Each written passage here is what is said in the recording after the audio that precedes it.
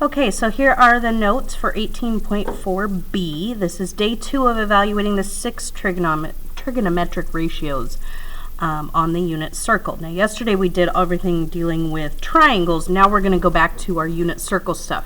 So we're still going to find sine, cosine, tangent, etc. the same. If we need secant, cosecant, or cotangent, remember we just flip them. So if you have sine as opposite over hypotenuse, cosecant is the reciprocal of sine. If cosine is adjacent over hypotenuse, secant is the reciprocal of cosine, which makes it hypotenuse over adjacent. And tangent, opposite over adjacent, is the reciprocal of cotangent, which is adjacent over opposite.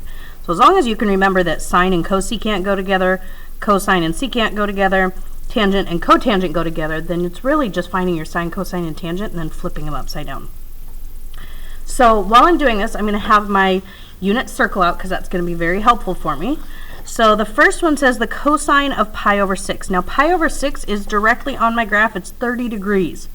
So if I need the cosine of 30 degrees, the cosine is just the x value. So my answer is just radical 3 over 2. And that's a super easy one. Okay. Now I'm looking for the tangent of 7 pi over 6. And again, 7 pi over 6 is directly on my unit circle, right over here. So in 7 pi over 6, if I write that on my paper, let's see. The sine value, or the y value, is negative 1/2. And cosine is negative radical 3 over 2. And if I put sine over cosine, I have negative 1/2 over negative radical 3 over 2. I'm going to write that a different way. I'm going to write it like this. I'm going to write the division that way. And then what I can do here is I know negative divided by negative is going to be a positive, so I don't need to worry about that. I can just ignore the signs now. But division, we change into multiplication and we flip this one. So when I multiply, those guys are going to cancel and I have 1 over radical 3. Now I cannot leave a radical in my denominator, so I need to multiply by radical 3 over radical 3, and that gives me radical 3 over, those two would be radical 9, and radical 9 is just plain old 3. So the tangent of 7 pi over 6 is radical 3 over 3. Now, if you happen to notice that 7 pi over 6 has a reference angle of 30 degrees, I can go back a couple days to, let's see, where is my chart? 30 degrees, the tangent is radical 3 over 3. So it's the same thing as what we were doing before if you go back to that first quadrant chart that we made. All right, cosecant. Now cosecant from above is the reciprocal of sine. So I'm going to find the sine of 315 degrees, and then I'm just going to flip it upside down. So 315 degrees is also on my unit circle. Here's 315 degrees. The sine value, or the y value, is negative radical 2 over 2. So if sine is negative, cosecant's also going to be negative. The cosecant follows sine as far as where it's positive. Secant follows cosine as far as where it's positive. And tangent follows cotangent where it's positive.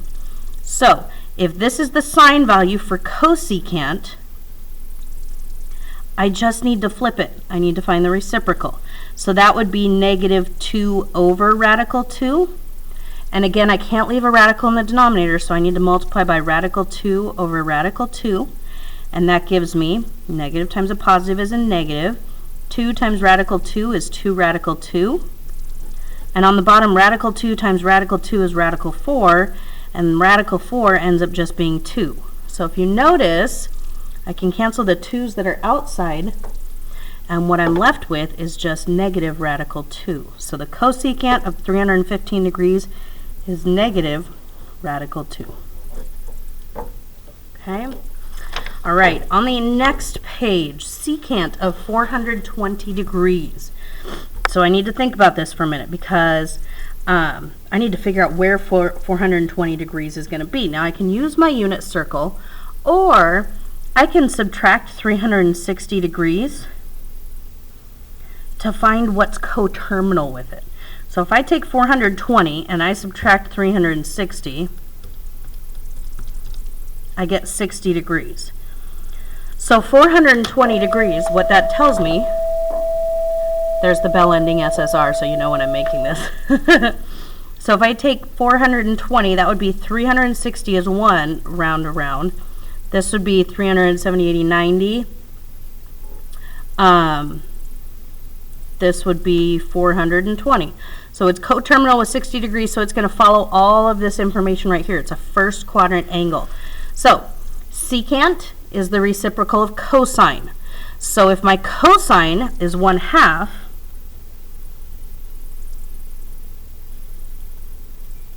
then the secant of 420 degrees is 2/1, or just 2.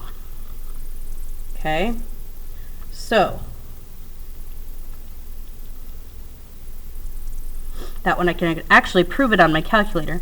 Now, if you want to do secant, you want to do not the shift cosine, because that would help you find an angle. But if I did 1 divided by the cosine, that will give me the reciprocal. So 1 divided by the cosine of 420 degrees is 2. There's my 2. So I just did the reciprocal of that.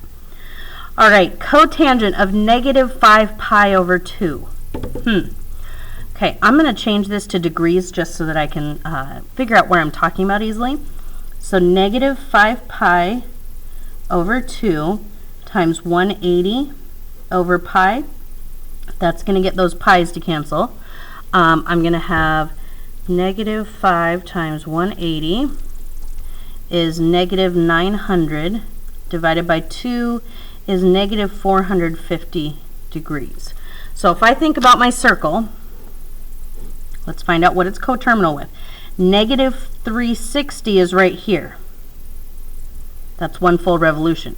This would be another 90 degrees past that, which is -450 degrees. So it's actually coterminal with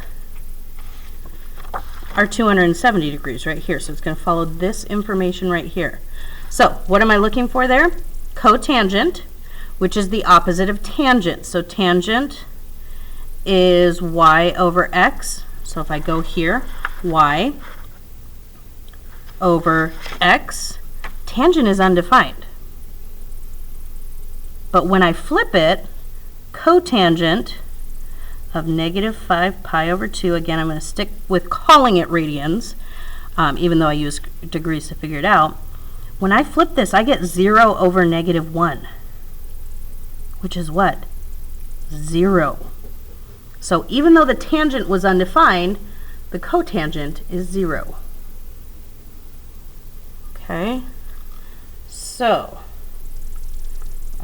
let's see, hang on.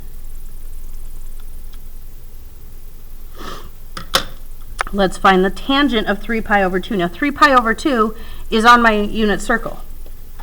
It's 270 degrees. Isn't that the angle we just used? Same information. So aren't I going to have sine, which is -1, over cosine, which is 0, undefined? So let's see. If I did tangent of 270 degrees, because I know that's what 3 pi over 2 is, and my calculator's in degree mode, I get a domain error. As soon as I get an error, that means it's undefined. If it was 0, my calculator would say 0. But if it's undefined, it's going to say error. So, I believe you have a homework worksheet, 18.4b. So make sure you get that before you leave the class. And I'll see you guys tomorrow.